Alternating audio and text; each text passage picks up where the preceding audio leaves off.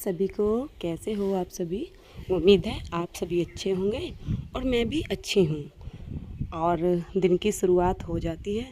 कभी कभी हमें लगता है ना कि हम बहुत थक गए हैं या आज हमारा काम करने को मन नहीं कर रहा है, लेकिन क्या करें, हम माँ हैं, किसी की पत्नी हैं, किसी के घर की बहू हैं, तो हमें ये सब काम करने ही पड़ते हैं। और ऐसा ही कुछ 2-4 दिन से हो रहा है मेरे साथ। ऐसा लगता है कि नहीं, काम नहीं होगा मुझसे, मैं नहीं कर पाऊँगी काम इतना सारा। लेकिन जैसे ही दिन की शुरुआत होती है, भगवान जी को नहलाने से, उनकी पूजा करने से, नाम जप करने से, तो धीरे धीरे करते करते फिर से एनर्जी जागृत हो जाती है और लगता है कि नहीं, मैं कर सकती हूँ। क्यों नहीं कर सकती हूँ? बच्चे खाएंगे क्या, घर वाले खाएंगे क्या, और काम तो करना ही पड़ेगा क्योंकि हम लेडीज़ हैं। तो ऐसे ही मेरे दिन की शुरुआत हो गई है। कान्हा जी को नहला दिया, रेडी कर दिया, बच्चों को स्कूल भेज दिया है और पूजा पाठ कर लिया, और गाय माता को भी मैंने खाना खिला दिया है और उनका ले लिया है आशीर्वाद।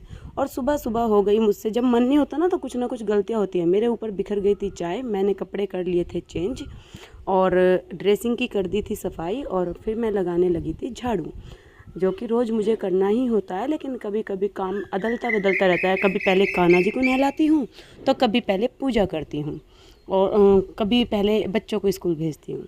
तो ऐसे ही मैंने किया और मैं आ गई। फिर दूध रई लगा दी थी और दूध मैंने छान के गर्म होने के लिए रख दिया था, क्योंकि आज मैंने सोचा था कि मैं अपनी कबर्ड आई है नई, उसको लगाऊंगी। लेकिन जो हम सोचते हैं ना, कई बार वो ही नहीं हो पाता है।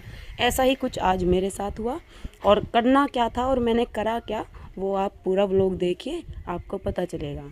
फिर मैंने झाड़ू लगाई, पोछा लगाया, अच्छे से क्लीनिंग करी घर की, क्योंकि भाई घर को साफ़ करना बहुत ज़रूरी है। और सोफ़े के कवर उतार दिए थे।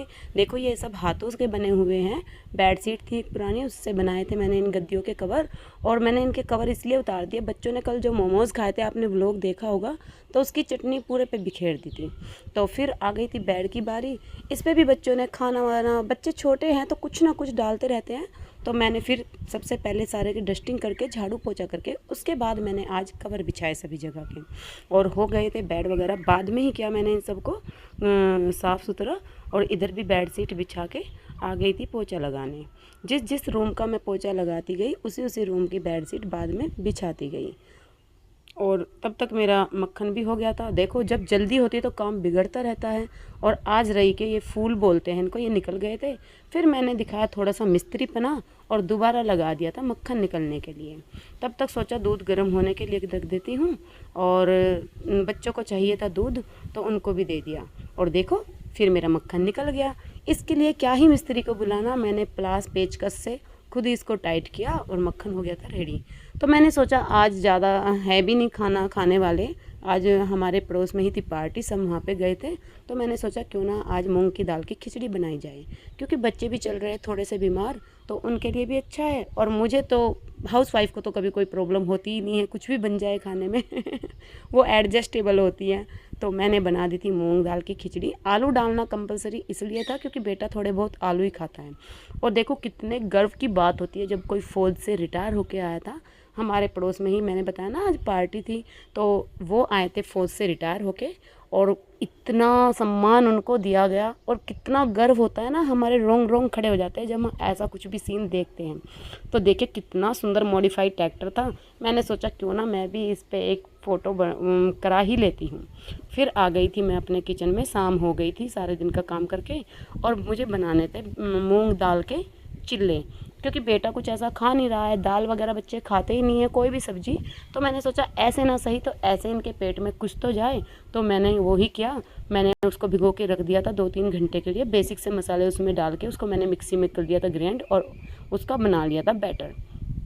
बहुत ही टेस्टी लगते हैं। आप अपने स्वाद के अनुसार इसमें अदरक, लहसुन, या फिर इसमें आप प्याज, टमाटर, या फिर इसमें आप क्या बोलते हैं, हरी मिर्च वगैरह कुछ भी डालिए। लेकिन मैंने बिल्कुल प्लान बनाए थे, क्योंकि बच्चों को खिलाने हैं तो उनके लिए मैं बिल्कुल प्लान बनाती हूँ। और सोचा चीले हो और चाय ना हो, ऐसा कैसे हो सकता है। फिर मैंने चढ़ा दी थी साइड में चाय, क्योंकि चाय के साथ खाने से ही इनको स्वाद आएगा। और भाई मेरे इस पैन को थोड़ा इग्नोर करना, इसमें हत्था नहीं है, वो अभी लगेगा। तो मैंने इस पर लगाया घी, और घी लगा के मैंने इनको अच्छे से सेक लिया था, और इतने क्रिस्पी हो जाते हैं। आप उसमें 2 चम्मच चावल डाल लीजिए, अपने मतलब मूंग की दाल कितनी आप भिगो रहे हो, कितने लोगों का बना रहे हो, उसके अकॉर्डिंग। जितनी मेरी मूंग की दाल थी उसमें से मेरे 5-6 चिल्ले बने थे बस, क्योंकि हमें एक एक ही खाना था सभी को मैंने चाय के साथ दे दिया था। बच्चे इतने तो खाते नहीं है, तो सभी को मैंने शाम का नाश्ता करा दिया था। और इसमें अगर आप चावल डाल लेते हो ना, तो ये थोड़े से क्रिस्पी हो जाते हैं और टेस्टी लगते हैं। जैसे किसी किसी को मूंग की दाल में अजीब सा लगता है ना कि गिलगिली सी, थोड़े वैसे लगते हैं, तो उससे क्रिस्पीनेस आ जाती है। तो मैंने इसमें डाल के, और देखिए ये हो गई थी मेरी थाली तैयार। ये मेरी ही बनाई हुई सूट है, सॉस जिसे बोलते हैं, क्योंकि मैं मार्केट की चीज़ें कम यूज़ करती हूँ, घर पे ही बना लेती हूँ।